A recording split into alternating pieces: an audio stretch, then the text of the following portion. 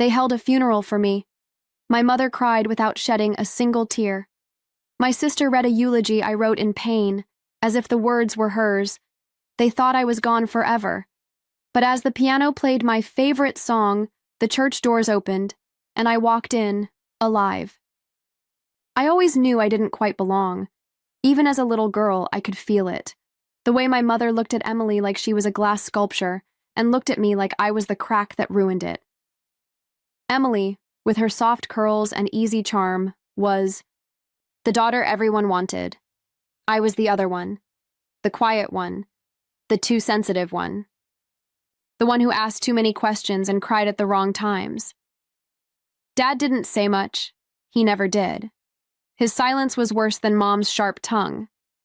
It was emptier. Like I didn't exist at all. Growing up in the Morgan household meant constantly being compared to grades, to clothes, to posture, to smiles. Emily always won. She always knew how to win, and she knew how to make me lose without lifting a finger. She'd whisper things to Mom behind closed doors, laugh just loud enough that I could hear, and I'd be left wondering what I'd done. Wrong again. By the time I was 28, I had stopped trying to be seen. I moved out. I stopped coming to family holidays, birthdays. I thought maybe the distance would reset something. Maybe they'd miss me. They didn't. Calls stopped. Messages went, unanswered. I didn't even get a Merry Christmas that year.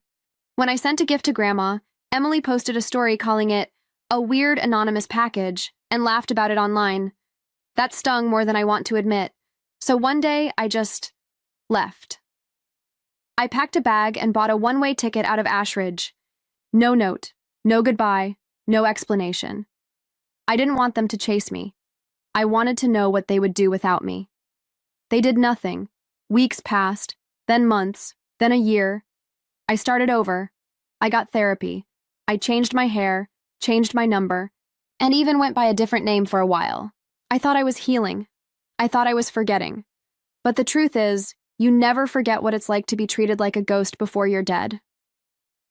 3 years later, I got a call from Lena, my best friend from college, the only person I'd, stayed in touch with. "Claire," she said, her voice tight with something between disbelief and rage. "Your family. They're holding a funeral. For you." I laughed. Not because it was funny, because it was surreal. Like watching someone else's life unravel in real time. She sent me the link. An obituary posted on Emily's profile. My name, my photo, Claire Elizabeth Morgan, born April 17th, died. Abroad. Loved by many, missed by more. Loved by who exactly? I scrolled through the comments. She was so sweet in high school. Sending prayers to the family. Rest in peace, beautiful soul. There was even a post from Mom. Claire struggled with many things, but we always loved her. She's at peace now. Peace, they never once called, never reported me missing, never tried to reach out, even through Lena. And now they wanted to claim they loved me? I didn't feel angry. Not yet. I felt hollow. But the moment I saw the location of the funeral, St. Alara Church, this Sunday at 10 a.m., a strange calm settled over me. They wanted me gone. They wanted a version of the story they could control. They wanted to read my obituary, shed crocodile tears, and walk away with the clean memory of a girl they chose to erase. Fine. Let them have it. Let them bury the ghost of Claire Morgan. I'll be there to make sure she doesn't stay dead. I arrived in Ashridge 2 days before the funeral. I wore a black cap, sunglasses, and an oversized coat. The kind of disguise you'd think was too dramatic in real life. Until you realize that in small towns your face is the news, and mine had just been plastered on every screen as the beloved daughter taken too soon. The Pine Grove Inn hadn't changed. Still smelled like lavender and old wood. I booked a room under Lena's last name, paid in cash. I wasn't ready to be seen, not yet. I spent the next day watching everything unfold like a spectator at my own trial. Emily had gone all out online. She posted a photo carousel of us as children, her in the center, me off to the side, cropped in half in one. The caption read, "I lost my sister, my best friend, Life will never be the same. Rest easy, Claire. I almost choked on my coffee. Best friend, huh? This from the girl who once told an entire dinner party that I'd forged my college application. From the girl who took credit for my nonprofit project in high school and smiled while I cried in the bathroom. But there she was, posing in a black dress in front of St. Alara Church like it was her wedding day. Like this was some performance. And she was the tragic lead.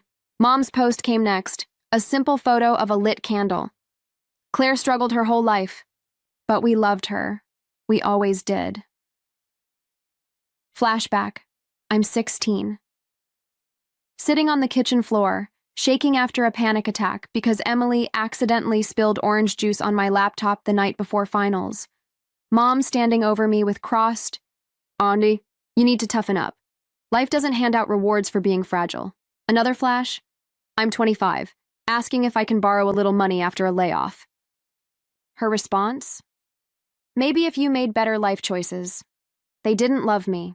They endured me. Or worse, they erased me. That night, Lena came by and handed me a USB drive. "Got it," she whispered. "They're using the speech." My stomach turned. Years ago, when I was still trying to hold things together, I wrote a letter. A kind of goodbye, I guess. Not to die, but to disappear. I gave it to Lena in case something ever happened, in case they twisted the story, in case they pretended they cared. It turns out, they found it. Or maybe Lena had shared it once in desperation. I didn't ask. All I knew was that it would be read aloud by a pastor I barely remembered, to a room full of people who'd forgotten I ever existed. I opened the file. I was always the shadow, the noise in the background, the thing that made everything uncomfortable. Maybe I was too much, or not enough. Maybe both. If I ever disappear, just know, it was never sudden. I've been fading for years. I stared at the screen. My words, my heartbreak. And now they'd read them with solemn faces and soft music in the background, like this was a tragedy that happened to them, not because of them. I couldn't stop watching. That evening, Emily went live, dressed in soft black silk, candlelit room, voice trembling. Claire was sensitive, but strong in her own way. I wish I'd told her more often how much I admired that. Cut to a flashback. Me, 22. In tears because Emily told my ex that I was emotionally unstable, so he'd dump me. She smiled at me after and said, "Just doing you a favor, sis." Back to the live stream. Tears. A pause. A look at the camera. She was my sister, my other half. I wanted to throw the laptop. They weren't mourning me. They were sanitizing me, making me easier to swallow now that I couldn't speak for myself. Only I could, and I would. St. Alara stood quiet and still that morning, like it always had. White stone, arched windows, the kind of place that made anything feel holy, even lies. I stood just outside the back doors, listening to muffled voices behind the heavy wooden panels. Lena was parked 3 blocks away with her phone ready. I didn't need her to record it. I just needed to know someone was watching, someone who actually saw me. Inside, the ceremony had started. The casket was closed. Of course, there was nothing inside, just a stand-in for a life they never wanted to understand. I waited as the eulogy played out like a rehearsed theater piece. Mom was crying, not real sobs, but the kind where only her voice cracked while her eyes stayed dry. She always struggled, she said, just like she'd typed. But we loved her. Deeply. Lies in velvet packaging. Then Emily stepped up to the mic. She wore a black fascinator and thin heels like she was channeling some Lifetime drama. I could almost see her reflection through the stained glass. She looked beautiful. She always did. But her mouth never matched her heart. She was misunderstood, she whispered. But her spirit was light. And just like that, the pianist placed their fingers on the keys. A soft, familiar melody filled the church. My favorite song, they called it. The one Emily used to mock me for loving. Too slow, too dramatic, too weird. It was time. I placed one gloved hand on the worn brass handle and pushed. The back doors of St. Alara creaked open, slow and deliberate, like something out of a dream or a nightmare. Heads turned. The pianist froze. My heels clicked against the stone floor with a rhythm more confident than I felt. But I didn't stop. Not for the whispers, not for the gasps. Grandma Agnes turned her head and went pale. Her hands trembled, and within seconds she slid off the pew in a faint. The woman next to her screamed. Emily dropped her phone. It clattered to the floor and echoed like thunder. Mom's mouth opened, but no sound came out. The pastor took a step back from the podium. We were told you were gone, he stammered. I stopped halfway down the aisle, letting the light from the windows catch on the edge of my black coat. Well, I said, voice steady, eyes locked on my mother. I was. Then I smiled. But I'm not anymore. You could feel it in the room, the way reality bent around shock, the way guilt rises like steam from a pot when the lid is yanked off. Nobody moved. Nobody blinked. I reached into my bag and pulled out a flash drive. Since you're already gathered to honor my memory, I said, I thought it'd be nice to share a few things you conveniently left out. The pastor looked to my mother, confused. Judith Morgan, usually quick with words, sat frozen, eyes wide, lips trembling, hands clenched in her lap like she was trying not to crumble. Emily stood up finally, face white. Claire, what is this? I tilted my head. You tell me. You've all had 3 years to write your version of the story. Now it's my turn. The projector screen behind the pulpit blinked on. Lena had accessed it remotely, just like we planned. I plugged in the drive and hit play. The screen flickered to life behind the altar, and the church fell into stunned silence. I stepped aside and let the truth speak for itself. The first video was grainy, recorded through a slightly cracked phone screen, but the voices were clear. If we declare her legally dead, the life insurance kicks in, Emily said, her voice sharp but calm. Are you sure it'll work? Mom replied. She's been gone for years. No contact. It's not like she's coming back. A gasp echoed from the back of the room. Click next. A screen recording of an email chain titled Claire's Assets Breakdown. From Emily Morgan. To Judith Morgan, Richard Morgan. Subject, dividing Claire's stuff. I'll take the apartment. Mom gets the jewelry. Dad can deal with her student accounts. We can donate the rest. Click. A scanned document appeared. A blurry signature at the bottom. Last will and testament of Claire Morgan only. I never wrote a will, and the signature? Not even close. Click. Photos of the apartment I once lived in. Cleared out, renovated, and sold. The real estate agent's post read, Quick flip, inherited property, sold in 3 days. Click. A bank transfer receipt. $112,000 wired to Emily's account. Labeled, life insurance payout. Click. The church erupted. People whispered, cried, looked away. Some stood to leave. The pianist buried her face in her hands. A woman near the front shook her head, muttering, Dear God. I stepped forward again, my voice clear but sharp. You didn't just abandon me. You erased me. Mom finally stood trembling, her voice shrill. We thought you were gone forever, Claire. What were we supposed to do? Sit and wait forever? We had no choice. I tilted my head. No, you had a choice. You just made the wrong one. The doors creaked open again. This time it wasn't me walking through. It was my lawyer, Naomi Blackwell, heels clicking, suit pressed, expression like stone, followed by 2 uniformed officers. Naomi approached the pulpit like it was her. Courtroom. By the authority of Ashridge County, we're serving arrest warrants for fraud, forgery, and identity theft, she announced. Judith's face drained of color. Emily stepped back, stammering. This isn't real. She's lying. Naomi held up a folder. We have financial records, recorded conversations, and 3 years of missing person inaction. Claire never declared herself dead. You did. Dad stood finally, fists clenched. You're ruining this family. I looked at him, really looked at him. For the first time in years, you ruined it the day you sold your daughter's name like it was a business asset. The officers approached slowly. Emily tried to slip out, but one officer gently blocked her path.